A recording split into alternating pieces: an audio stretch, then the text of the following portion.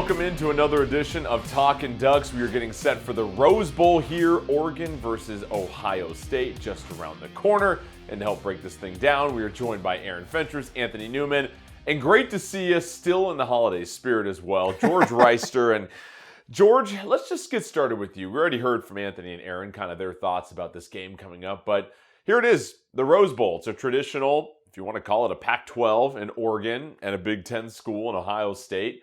Many people have this penciled as probably the marquee matchup of the playoff. And just your thoughts on Oregon, Ohio State, part 2 in the Rose Bowl here coming up. Well, first of all, I'm still festive because I was not invited to the Christmas special. You guys didn't have me over. I didn't get a present. And Grinch over here and Aaron left some coal in my stocking. So yeah, I'm not very happy right now. But I am happy and excited about this game, though. This is exactly what Ohio State wished for. This is what they wished for after we beat them the first time. This is what they wished for. We're going to play them again in the Big Ten championship. Well, they didn't do their own part. And now they have earned the right to play the Oregon Ducks again. And I love it. The way that this is setting up is perfect. Ohio State, big bad Ohio State. Everybody is on board with them. They are the betting favorite. They are favored in the line. Little old Oregon, little engine that can't compete with the mighty Ohio State. Oh man, I mean, what are we gonna do? We might as well just forfeit the game at this point in time. If you listen to the media tell it, you let ESPN, FPI tell it, we should just forfeit. We shouldn't even show up.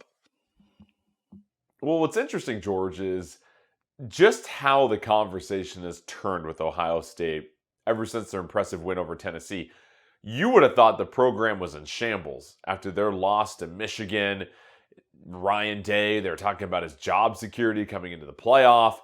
All of a sudden, they play this great game against Tennessee, and Oregon, being the only undefeated team in the nation, isn't really getting a lot of credit coming into this game. Is there they some shouldn't. recency bias? Their schedule sucks. Who did they beat? I mean, imagine they beat Ohio State. Who did they beat? I mean, God. I mean, it's not like they beat the team that they're playing already. And just disrespect. This reminds me of the disrespect that myself and so many other people gave the Washington Huskies last year when we were heading into the Pac-12 championship game. Ducks were 9-point favorites, and don't worry, they're gonna knock the doors off of Washington. That was an accident. All right, and then Washington showed up, and it was cool because I actually talked to a couple of Washington guys that were on that team, and they said all week, all it was look, guys, why should we even show up? Everybody knows that they're going to beat you. And they were so, in addition to being already a really good football team, an undefeated football team, they were then motivated and excited. And granted, that motivation does last only, a few series. But then they were able to keep their focus and make plays when it mattered the most. And it feels like the exact same setup to me. Very true. And that's what's interesting here, Aaron, is we talked about this on our Christmas show just the other day is, Ohio State plays this great game against Tennessee, and it was arguably their best performance of the year. You look at the fact that offensively, this Ohio State team was explosive. Defensively, had no issue slowing down Tennessee for the most part. But you look back at how Oregon finished the season and Oregon's health issues. Now that Oregon's had some time off, do you feel like the Ducks are sitting in a great spot compared to where they've been at throughout the course of the year so far? Well, yeah, I mean, I think the time off helps. There's some argument about whether you want to play or have the time off. I would vote for the time off 100 times out of 100. As far as the perception of Ohio State versus Oregon, I mean, that's going to be a thing until Oregon wins a national championship, I believe. I believe that for a long time. There's still going to be that idea that Ohio State's just superior, even though they lost by one, or even 2021 when they lost by a touchdown at home to Oregon, right? So you have to get over that hump by actually beating them and winning in a playoff situation like this or a major bowl game, which they've never done. And win the national title. Then the program, I think, nationally will be elevated up into that true upper echelon of programs that have actually won it all. So I think that's part of the perception. Is it fair? Probably not. But, Ohio State had that one hiccup against Michigan. The difference between that game and Wisconsin for Oregon, which almost was a disastrous loss, is that Oregon had a better kicker. Right? So both teams had that stumble moment. Oregon just came out ahead. And the game in Eugene was a great game, great theater. 7 lead changes. It was unbelievable entertainment, right? But it was a 1-point victory at home. So there is logic and reason behind having Ohio State favored by a couple of points. I don't believe the narrative out there, like George says, that Oregon has no chance really exists because it's only a 2-point game or 1.5 or whatever it is. But I do feel like there is definitely a national sway towards the Buckeyes because they are the Buckeyes. They've won 9 out of 11 in this series. However, the Ducks have won the last 2. Jordan. I guess it comes down to this, Anthony. Jordan. Yeah. Anthony got to respond. Anthony got to come back. I'm trying to stay calm. I really am. I didn't say any. I didn't say one thing controversial. Let me talk. First of all, 1 point or 100 points, it doesn't matter. You either win or you lose. Oregon won. Sometimes you have to be careful what you ask for. Ohio State, yeah, we want Oregon. Yeah, we want Oregon. Yeah, all this talk. That's why I'm trying to stay calm. I'm not playing, but I wish I was. Here's the deal. Oregon is 13-0, okay, for a reason. Ohio State has lost 2 games for a reason. You got 2 good football teams. You got 2 good football teams that know how to battle, okay? But one is better than the other. And yeah, on any given day, one team could beat another team, okay? But being consistent, when you look at this Oregon football team, up and down the board, offense, defense, and special teams. We never talk about special teams. You talk about every week. Special teams win football games. That's really important, okay? You talk about, the players on both teams. Dylan Gabriel, a Heisman candidate, a dude who can play the game very well. Okay, you got not just one down lineman, D lineman, you got 4. You got receivers. Yeah, Ohio State has receivers. Yeah, you can count them up. But there's one thing that Oregon has, okay? They have a family bond that I really haven't seen before in a long time with the football team. They play well together.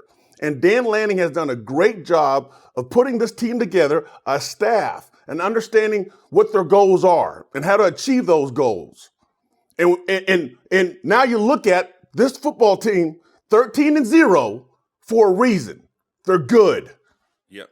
And Anthony, I've said it on this program, the thing I've echoed consistently is styles make fights in the playoff. And sometimes the perception is that the outcome, that there's some transitive property. Oh, Tennessee's in the SEC. They're so good. Oh, my God, Ohio State beat them up.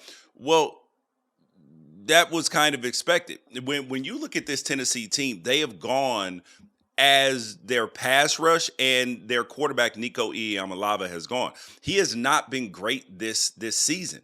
And to win a national championship, the question that you have to ask yourself is, which quarterbacks do you trust the most? And Nico would have been on the lower end of that. So if they could have thrown the ball well, then yes, they would have had an opportunity. But as soon as he was not the best version of himself and this wasn't the best version of their passing attack, they were going to have no shot, because to beat Ohio State, number one, yes, you're going to have to run the ball, but you are going to have to challenge them in the secondary, which is what Oregon did the first time that they played them. And because if you don't challenge them in the secondary, they are going to screw down. Those DBs are going to hold and stay in people's pockets, and you're not going to be able to complete your intermediary routes and everything else. You have to stretch this defense out if you want to beat it. And other people have either been too scared to do it or haven't had the ability to do it. True. So this is what's interesting to me, and I do want to get to one of our questions that we had on our last show. This comes from Alaska Rob 24, and Aaron, he said, Jordan Birch was out. Trayshawn Holden was ejected early in the second quarter of the first meeting with Ohio State.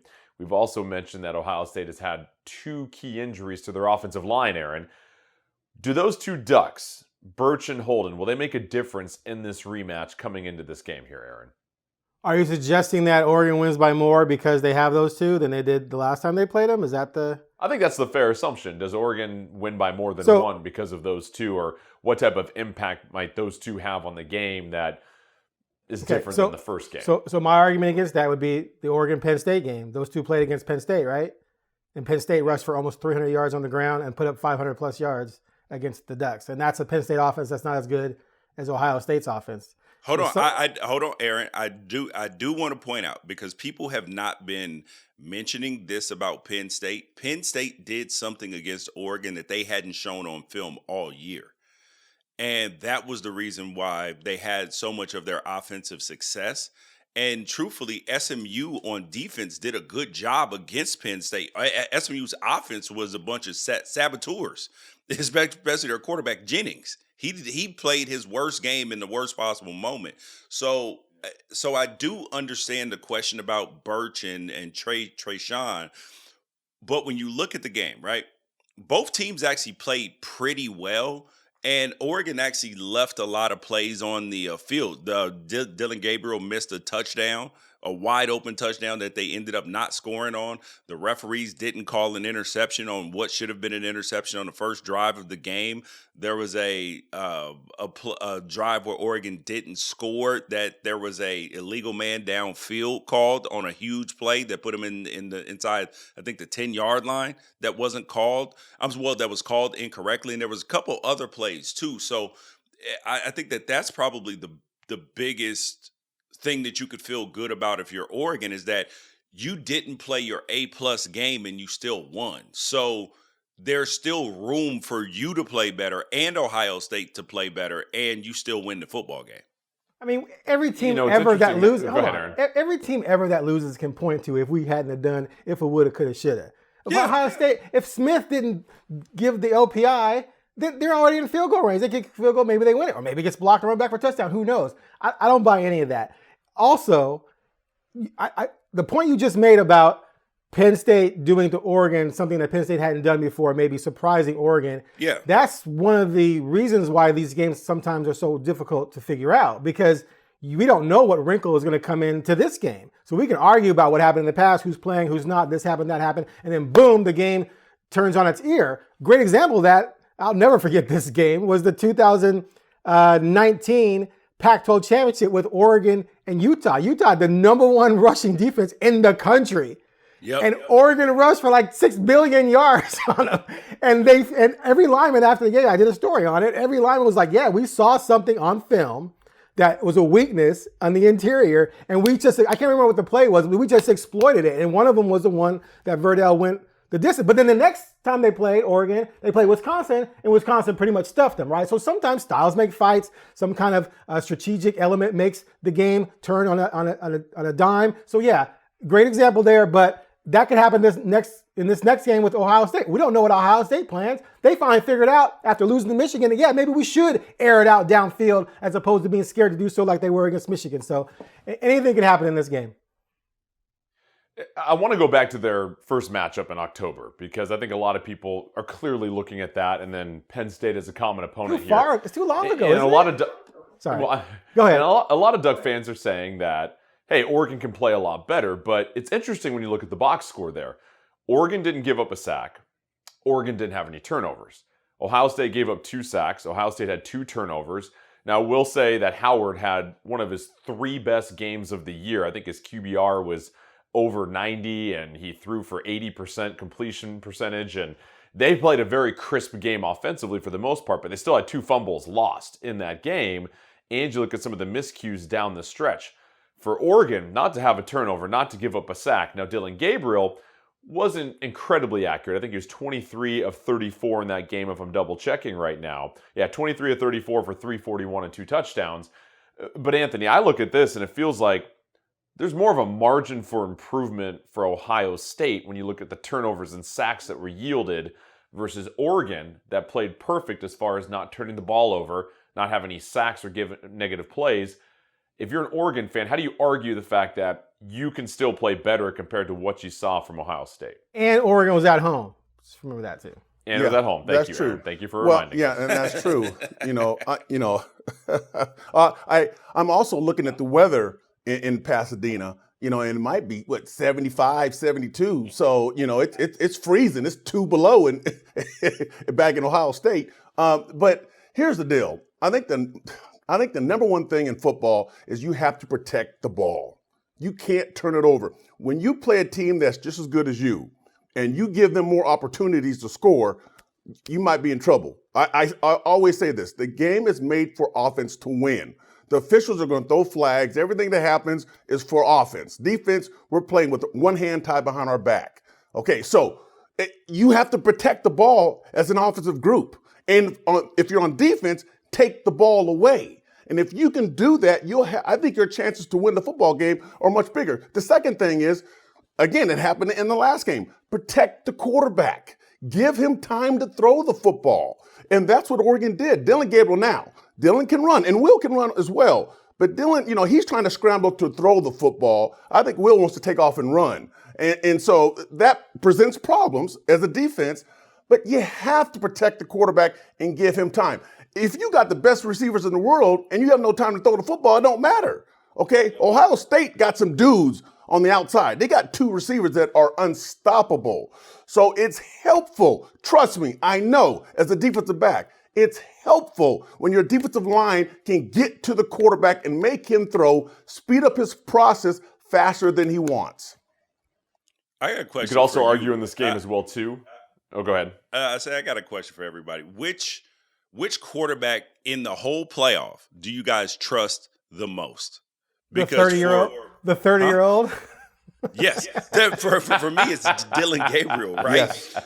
I mean, if a lot of these quarterbacks haven't played in games of this magnitude, and he's played in a lot of big games over his 6 years. And he won the Red River rivalry last year at Oklahoma when they beat Texas, who went to the college football playoff. So, you look at SMU's quarterback and you look at the quarterback from Indiana. These were the 2 biggest games that they've ever played in terms of spotlight being on them. They haven't had a lot of them, and they shrunk in those moments. And Dillon Gabriel, I think that he's the quarterback out of the whole playoffs that you do have to trust the most in terms of decision-making and, likelihood to play well in a big spot. That's a fact. I agree with you completely. And I think also if you go back to this previous game, Ohio State fumbles on their own 28. Oregon turns that around 2 plays to a touchdown. But Oregon did miss a field goal. And, of course, we know the turnover on downs on the 2-yard line for Oregon. So you could argue there's 10 points that the Ducks left on the board, an interception that you probably should have called. So I think both teams have a fair argument, Aaron, for saying we can play a little bit better. But I just go back to some of the injuries on the offensive line for Ohio State. I think Oregon comes into this game healthier than Ohio State. And Ohio State, with Howard playing one of his most efficient games of the year, still wasn't enough to overcome Oregon. How does this look if Howard is only completing 65, 67% of his passes instead of 80, 85? I mean, he completed 90% against Tennessee. That was a big reason why they won that game as well, too. But to me, it just feels like Oregon can kind of hit their averages more so each game versus it took one of Ohio State's better games of the year to make it a 1-point game. And I don't know if they can necessarily replicate the crispness of that, especially at a neutral site and everything involved with this. Yeah, I disagree with everything you said. Of course. how is a neutral Makes site? for good conversation. How's it going from Autzen to a neutral site? That's a plus for Ohio State, right? So everyone talks up how big of an advantage Autzen is. And then you win a game by 1 point, and it's like, it doesn't matter that match is being replayed somewhere else now. Of course, that's huge. They're not going to have the noise issues. They're not going to have some of the communication issues they probably had in that game. And the fact, to me, I picked Ohio State to win that game. I was dead wrong. But they played very well in a very hostile environment against a team that was coming at them. So you move that all to a neutral field, I don't think that hurts Ohio State at all. Now, the offensive line issues, those are real. And if Oregon can come out and exploit that right away, then it could be a situation where after 2 drives, we're all like, oh yeah, this game's over, which is sort of what happened. I'm going back in time again, when Oregon played USC in the 2020 Pac-12 title game, where after 2 possessions, it was like, yeah, USC can't block Oregon, and that game was over. So yeah, that could happen, maybe, but it's not like we didn't just watch Ohio State dominate another playoff team. Tennessee, yes, young quarterback versus a veteran quarterback mismatch, right? But still, this is an SEC team. And remember, we've been told for the last 2 weeks, SEC is the top 4 teams in the SEC Not this year, buddy. The top 4 teams in the SEC would be in the AFC and NFC championship games if they were in the NFL. That's what we've been told for the past couple of weeks. Basically, right? yes. Basically, right? Even if they go, the 9-3 team should be ranked, number 1 in the country, et cetera, et cetera. So they thumped them. But now you can make the argument though that was at home, but they dominated them. Oregon has not dominated another good team yet. Now they've only played 3 really good, 3. I'm gonna give them 3.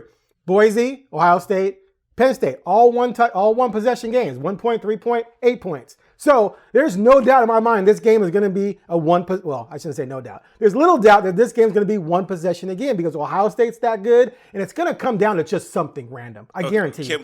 Can we talk about that? There's one thing that has not been mentioned yet in all of these minutes is running the football and stopping the run. Well, of course. But hold on. My point is we can analyze this thing to death. It's going to come down to a random thing. I guarantee it. It's not going to, no one's going to look back and go, oh, they dominated this or dominated that. It's going to be, oh, I can't believe that happened. See, I do. I believe that there are 2 factors that are going to determine the game. Number 1, who can run and stop the run the best.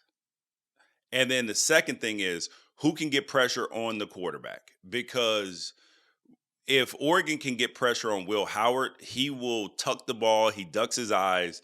He will either not throw the ball, try to run, or he will throw the ball to you, which is what his history says, not necessarily this particular year because his team is so much better than it was at Kansas State. Now, the ability to stop the run, I do lean toward Oregon in that one because the reality is that Ohio State has 2 or 3 starting linemen that are out right now. And I like starters versus non-starters, even though a guy could turn out to be super good that was sitting on your bench, but the likelihood is not quite as high. So I trust Oregon stopping the run better. And then when it comes to affecting the pass rusher, yes, Jack Sawyer and JT Tuimoloau, 2 big-time recruits, but they haven't generated the type of pressure one-on-one when Ohio State's not blitzing. So if Ohio State has to blitz Oregon to get pressure, that's where Dylan Gabriel has the opportunity to shine. So that's what it's going to come down to. Which one of them can get pressure without blitzing?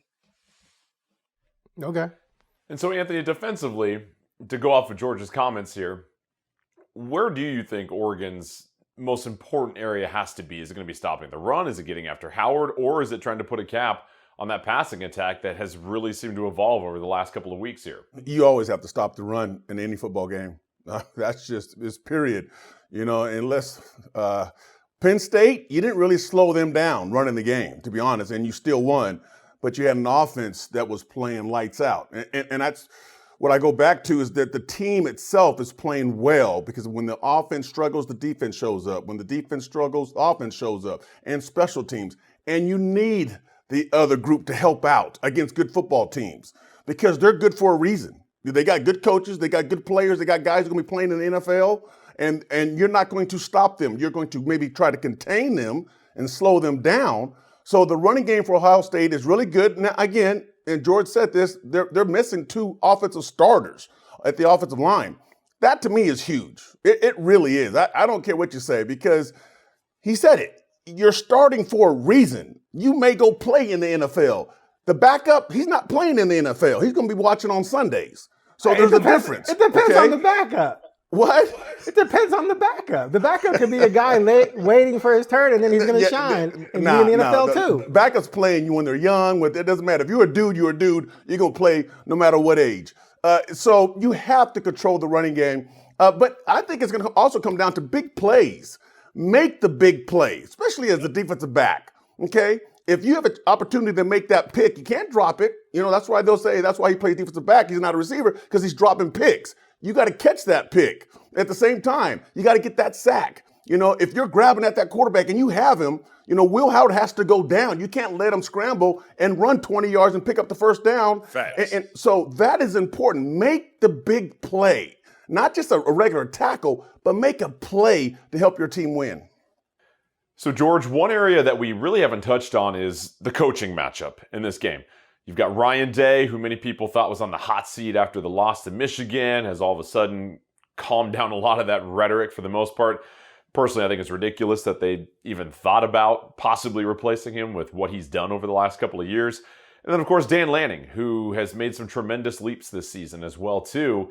And then, of course, to throw something in there just to add to the drama of this game, you've got Chip Kelly, former Oregon coach, now offensive coordinator for Ohio State, going back to the Rose Bowl, where he used to be the head coach for the UCLA Bruins, but I digress. The coaching matchup in this game, what stands out to you about either coaching styles or what you've seen from both coaches coming into this game based upon what we've learned this season?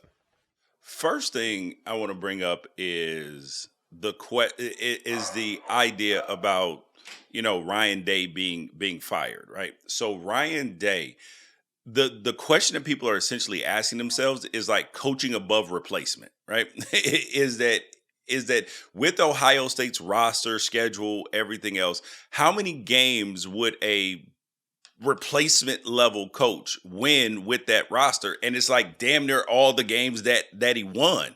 That's the reason why people are frustrated with Ryan Day.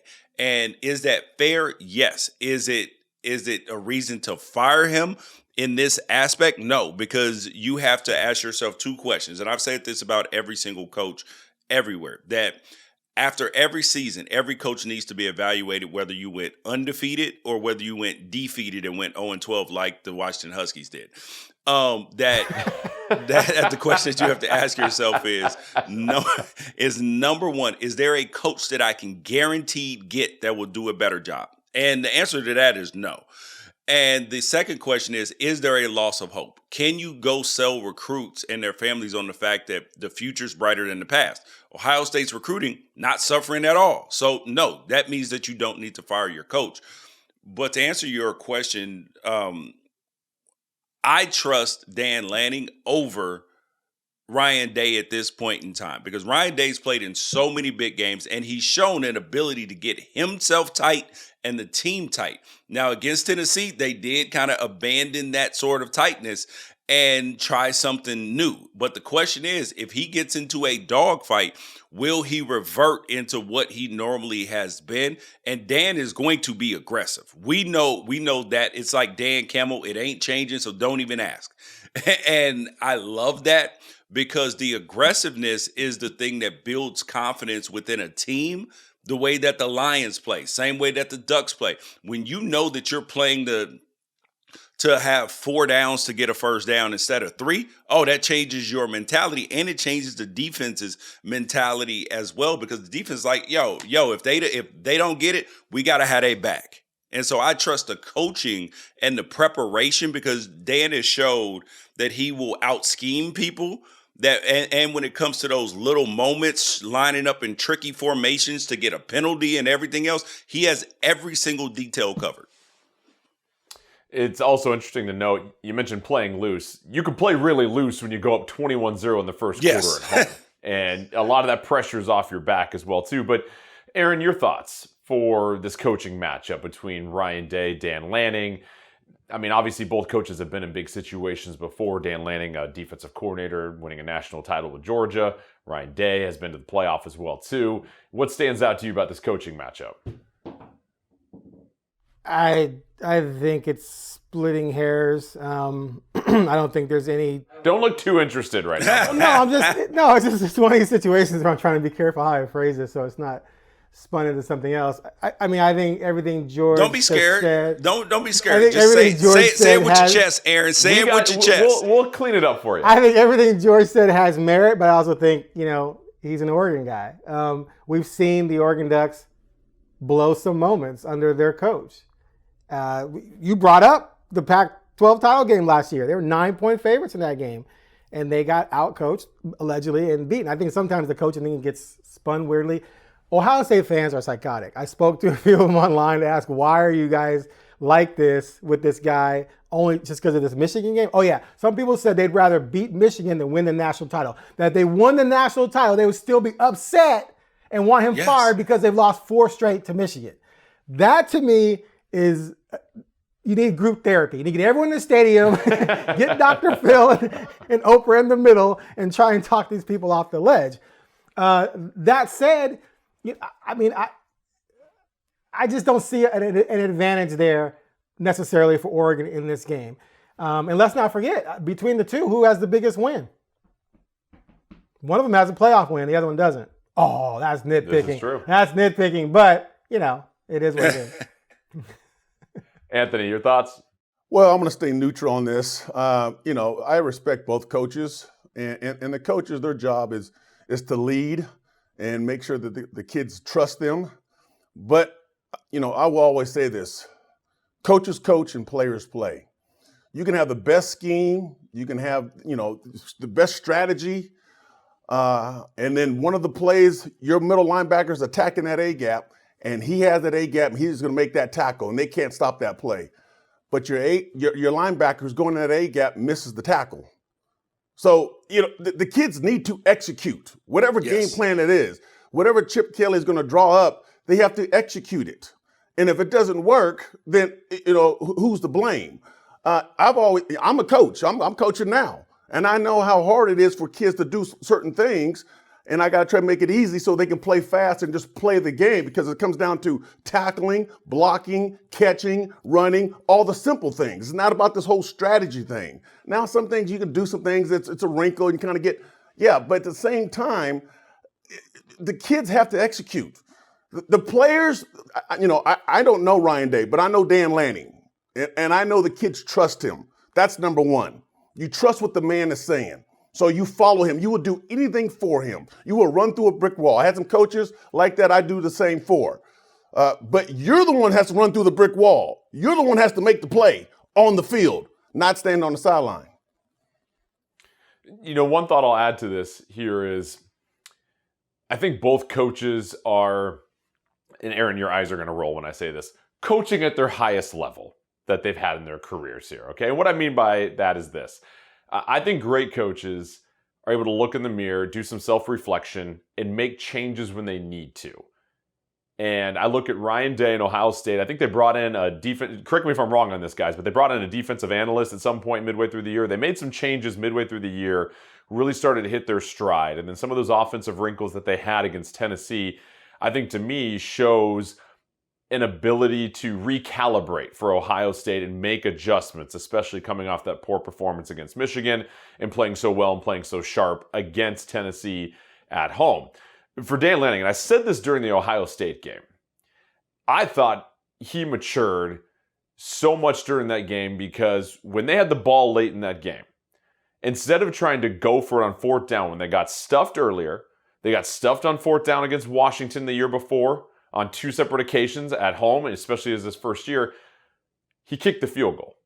And that made the difference in that game when it was all said and done. And the ability to throttle off the gas the same way you've got to give it a little bit less gas when you're getting into a sharp turn and not just taking that thing full speed, showed a situational awareness that comes with experience.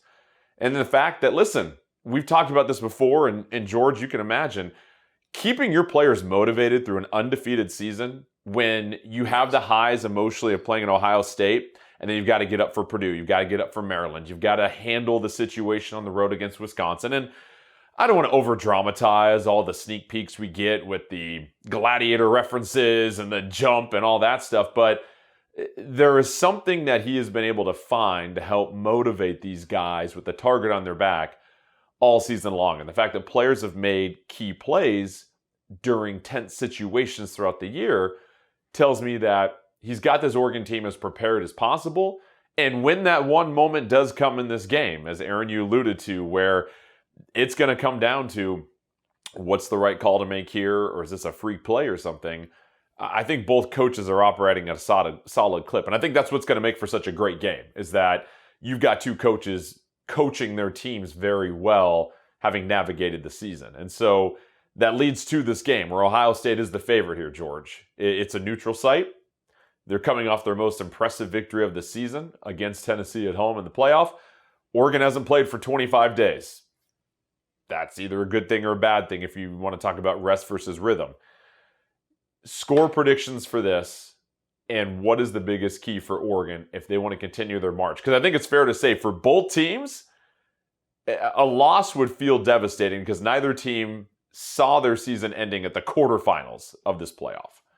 Man, I actually think that this is going to be a 31-24 game. And with Oregon winning the football game, but I also think that it's going to be that at some points in this game is going to be a two-score game.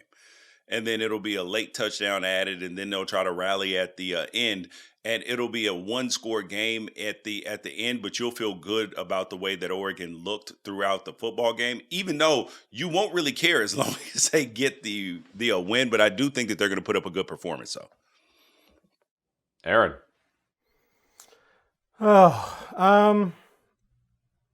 When they played the first time. I'm sorry this is so agonizing. No, You I think of the score prediction. I was like, so you haven't thought about this prior to Jordan asking the question? 400 pounds. I've been thinking about it for months. I let someone else even give their prediction before you. You had time to prepare yourself. No, it's not. Okay. I passed you the rock, and it's just, I don't want to shoot. No. Exactly. I'm like, take it back, Jordan. You sound like me in college. Go ahead. Okay. So, when they played the first time, I had Ohio State winning, I think, by 2 touchdowns. Because I believe they were just flat out better than Oregon. Wow. 2 touchdowns. Lord have mercy. Well, we were coming off Boise and Idaho. Right? So, that was more than justified. So, I believed Ohio State was better. I don't know that much has happened since then for me to be convinced that Oregon is flat out better than Ohio State. And so, plus we're moving this to a neutral site. I view this as a coin toss game. There have been many times when I've picked Oregon. I'm like, Oregon, they're going to win flat out, lost. Or I picked against Oregon, they're going to lose flat out, lost, or won. It goes either way. But this is one of those games where I don't even know where to go. It's pick a Ohio coin toss State. for me. It's a coin Ohio toss. State. Pick Ohio State, Aaron. Aaron, pick Ohio State. Pick Ohio State. Do it. So, but just to be the contrarian, which people claim I am anyway, I'm going to stick to my belief that Ohio State's slightly better and that it's going to come down to something crazy and Ohio State wins 33-30. Oh, thank God. Thank goodness. Dude, oh my God, you almost ruined the entire year. If you had picked the Ducks, Lord have mercy. Now here's what's funny. But here's what's funny about this. Wait, one more point. I am 1-3 lifetime in picking games involving Oregon and Ohio State dating back to the Rose Bowl in 2009. That game was the only one I got right. I got the national championship game wrong when I picked Oregon, and I got the last 2 meetings wrong. So, me picking Ohio State, statistically, is good for the opposition, which is Oregon at this point. So, take my pick of Ohio State as meaning that there's a 75% chance Oregon's going to win. All right, 33-31 Buckeyes for Fentress. 33-30. But I know you got the Ducks winning. What's the score and why? Aaron. Anyway, you got me speechless. I'm going to keep it simple and short. I think Oregon is the better football team. Again, we talk about offense, we talk about defense, we talk about special teams, we talk about the coaching staff. Yeah, it's on a neutral site, but it's grass is grass, turf is turf. You're out there balling. I think Oregon wins by 3. I think it takes 4 quarters to win this football game. It's going to go back and forth. The team that makes the least amount of mistakes will win this game. And I think Oregon is going to be the team that's going to win a very close game. Here's what's crazy. This is arguably the 4th biggest game in program history. If we take the 2 national championship games and then the playoff game against Florida State, this is the 4th biggest game in program history. Easily the 4th biggest game, Aaron. I think without a doubt the 4th biggest game. I mean, I'm excited. Yeah, I would say it's the 4th biggest game considering the situation. I mean, I don't know where you put the 95 Rose Bowl, right, and just what that did, and obviously the 2001 Fiesta Bowl. I think that's more so the impact it had after the game. But if you look at the stakes, you still are in the running for a national championship. And I'm with you. Easily number 4. without a doubt a top 5 game here. And I think it's 30-27 Oregon. Both quarterbacks played very well last game. I think Dillon Gabriel can play a crisper game than what he did last time, just with his accuracy. Howard, it's going to be hard for him to top what he did against Oregon last time. No interceptions, throwing 80% completion percentage. I think Gabriel outplays Howard by just a smidge bit. Everything else kind of neutralizes itself, and Oregon wins by 3 and moves on to the national semifinal, taking on the winner of Texas and Arizona State. Either way, should be a good one. Enjoy this. It's been a 25-day break for the Ducks, but they take the field against Ohio State. As Aaron said, one of the biggest games in program history. We will break it all down with the hopes of previewing a semifinal game from all of us here. Thanks again for joining us, George. Great to have you as well, too. We'll see you on the next episode of Talkin' Ducks.